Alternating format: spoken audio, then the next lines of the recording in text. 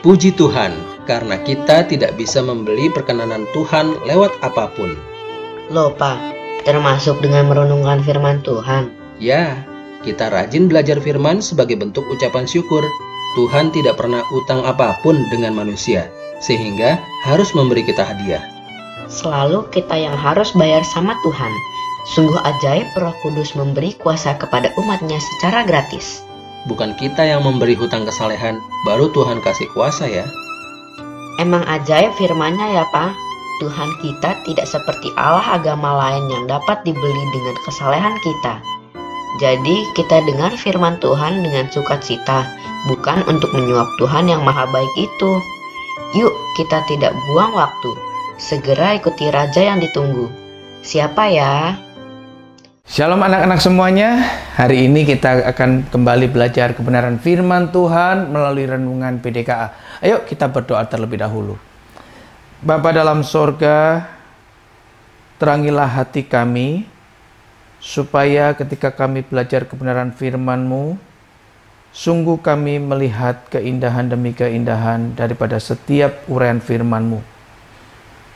Dan kami rindu bahwa kebenaran firman-Mu itu menolong kami untuk kami boleh dalam tiap-tiap hari hidup ini mempunyai pengertian demi pengertian bijaksana yang daripada Tuhan, yang membawa kami untuk semakin mengerti akan isi hati Tuhan dan semakin juga kami mengasihi Tuhan. Pimpinlah jam yang akan kami sama-sama melalui di dalam renungan firman Tuhan. Dalam nama Tuhan Yesus kami berdoa. Amin. Anak-anak yang dikasihi Tuhan, setelah Ahaz mati, maka Hizkia putranya menjadi raja. Di dalam Alkitab dituliskan bahwa Hizkia melakukan yang benar di mata Tuhan, seperti Daud bapa leluhurnya. Bahkan Alkitab juga mencatat bahwa Hizkia melakukan hal-hal yang sungguh-sungguh terhadap kebenaran firman Tuhan. Hizkia sungguh-sungguh berpaut kepada kebenaran firman Tuhan. Dan ketika Hizkia menjabat sebagai raja, Hizkia pertama-tama tidak memikirkan untuk membangun tentara yang kuat. Hizkia tidak membangun benteng yang kuat, sekalipun saat itu kerajaan Yehuda ada dalam cengkraman kerajaan Asyur. Tetapi justru sebaliknya, Hizkia memikirkan membangun sesuatu yang jauh lebih penting daripada pembangunan pasukan dan benteng, yaitu Hizkia membangun dipulihkannya hubungan atau relasi antara Tuhan Allah Israel dengan seluruh rakyat Yehuda. Itu sebabnya pada tahun pertama pemerintahannya, pada bulan pertama pemerintahannya, Hizkia membuka pintu-pintu rumah Tuhan. Ini menunjukkan kesungguhan, keseriusan Hizkia untuk kembali punya hubungan yang indah dengan Tuhan. Demikian juga seluruh rakyatnya diajak untuk mempunyai hubungan yang indah dengan Tuhan. Bagaimanakah caranya? Caranya adalah Hizkia memanggil seluruh orang Lewi dan para imam dan mengatakan pada mereka, "Kuduskanlah dirimu, kuduskanlah rumah Tuhan, dan keluarkan seluruh hal yang cemar dari rumah Tuhan." Dan Hizkia menceritakan bahwa nenek moyangnya telah menyakitkan hati Tuhan. Nenek moyangnya telah berlaku dengan berbuat jahat di mata Tuhan. Dan menunjukkan oleh karena perbuatan yang demikian itu, maka nenek moyangnya tewas oleh pedang para musuh. Anak-anak laki-lakinya dan anak-anak perempuannya serta istri-istri daripada orang Yehuda menjadi tawanan bagi kerajaan lain. Maka hari itu Hizkia mengatakan kepada para imam dan orang Lewi, "Aku ingin mengikat kembali perjanjian dengan Tuhan Allah Israel." Dan itu harus dikerjakan dengan kesungguhan hati.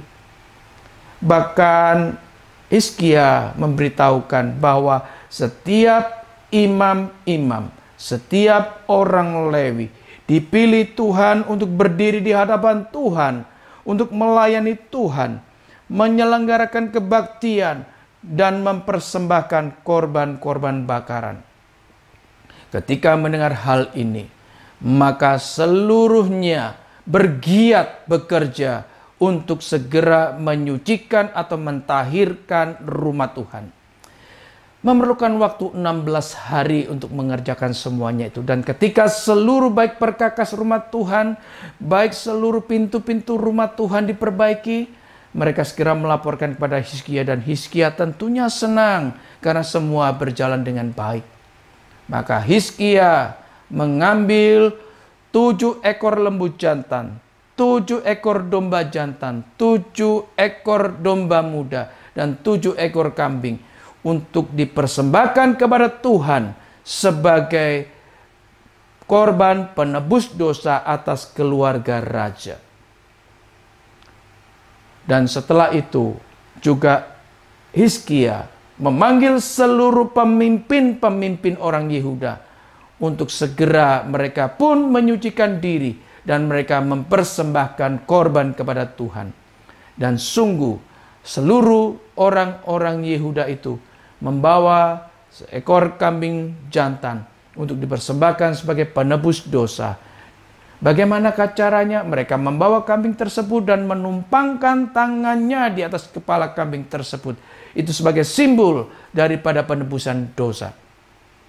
Dan itu di dalam zaman Yesus Kristus adalah Yesus Kristuslah yang sudah menanggung dosa kita semuanya. Karena kita adalah manusia, maka Kristus yang adalah Tuhan dan manusia yang menjadi penebus dosa atas hidup kita. Anak-anak yang dikasihi Tuhan, ketika seluruh persembahan itu sudah siap dan akan dipersembahkan kepada Tuhan, maka Hizkia pun memerintahkan agar seluruh orang Lewi mempersiapkan alat musiknya, baik gambus, kecapi, dan ceracap, serta nafiri, untuk nantinya ketika korban itu dipersembahkan kepada Tuhan, ketika korban itu dibakar di hadapan Tuhan, maka seluruh nyanyian pujian itu harus dinaikkan kepada Tuhan. Dan juga setiap nafiri itu harus ditiupkan. Dan seluruh orang-orang Yehuda dan beserta Raja Hizkia tunduk sujud menyembah. Anak-anak yang dikasihi Tuhan, setelah seluruhnya mendapatkan aba-aba daripada Raja Hizkia, maka terompet atau nafiri itu ditiup, gambus, kecapi, dan ceracap itu pun dibunyikan, nyanyian pujian itu dinaikkan kepada Tuhan, korban bakaran itu pun dipersembahkan kepada Tuhan. Menjadi satu hal yang indah di hadapan Tuhan. Dan Tuhan berkenan atas persembahan yang diberikan di hadapan Tuhan tersebut. Anak-anak yang dikasihi Tuhan, usaha Hizkia ini bukan usaha yang gampang.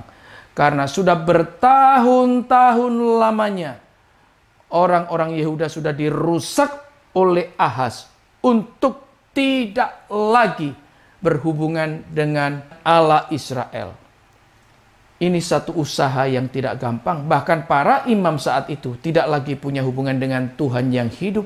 Pada saat itu, imam-imam sudah mulai menyembah Allah yang menurutnya bisa dilihat seperti Allah-Allah orang Damsyik yang berupa berhala-berhala atau mungkin patung-patung dalam zaman itu.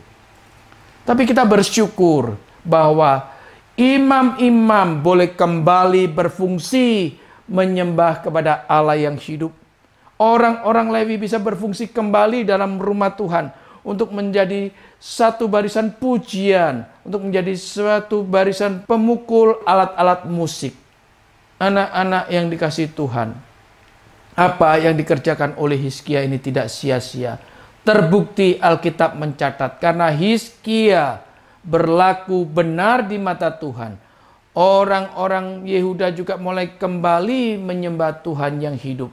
Maka Alkitab mencatat dengan jelas Kemana saja Hizkia pergi berperang, Allah selalu memberikan kemenangan. Sungguh sangat indah bukan ketika orang kembali kepada jalan Tuhan. Maka Tuhan yang setia itu juga Tuhan menyertai dan Tuhan selalu memberikan kemenangan. Puji Tuhan, anak-anak yang dikasihi Tuhan. Dari cerita ini mengajak kita sekalian bahwa ketika kita melakukan kesalahan, jangan kita terus menikmati kesalahan itu. Tapi mari kita kembali kepada jalan Tuhan. Sehingga kemenangan demi kemenangan itu menjadi milik kita. Amin. Mari kita tundukkan kepala dan kita berdoa. Bapa dalam sorga, kami bersyukur dan berterima kasih melalui renungan firman Tuhan ini. Kami boleh diingatkan bahwa Tuhan yang mengasihi kami, Tuhan yang juga terus menantikan kami untuk kembali kepada jalan Tuhan. Terima kasih Tuhan, jikalau kami yang pernah menyakitkan hati Tuhan, kami yang pernah berlaku jahat di hadapan Tuhan, Tuhan mau menerima kami kembali ketika kami hidup bertobat di hadapan Tuhan. Terima kasih Tuhan untuk firman-Mu hari ini. Dalam nama Tuhan Yesus kami berdoa. Amin.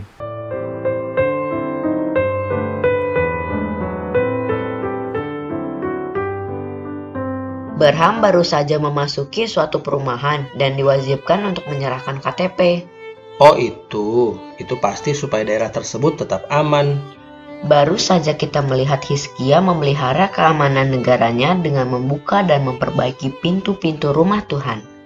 Di sini, Raja Israel yang saleh itu melakukan tugas sebagai pengantara antara Tuhan dan umatnya. Akibatnya, seluruh rakyat Yehuda membawa korban syukur dan menyembah Tuhan dengan sukacita. Loh, kok bisa ya Pak? Orang memberi bukannya kehilangan sesuatu, kok malah bersukacita? Itulah paradoks yang indah. Sukacita sejati ketika uang kita, hidup kita dipakai Tuhan. Bergegas lanjut untuk besok dari 2 Tawarik 30 ayat 1-27. Sampai jumpa anak-anak.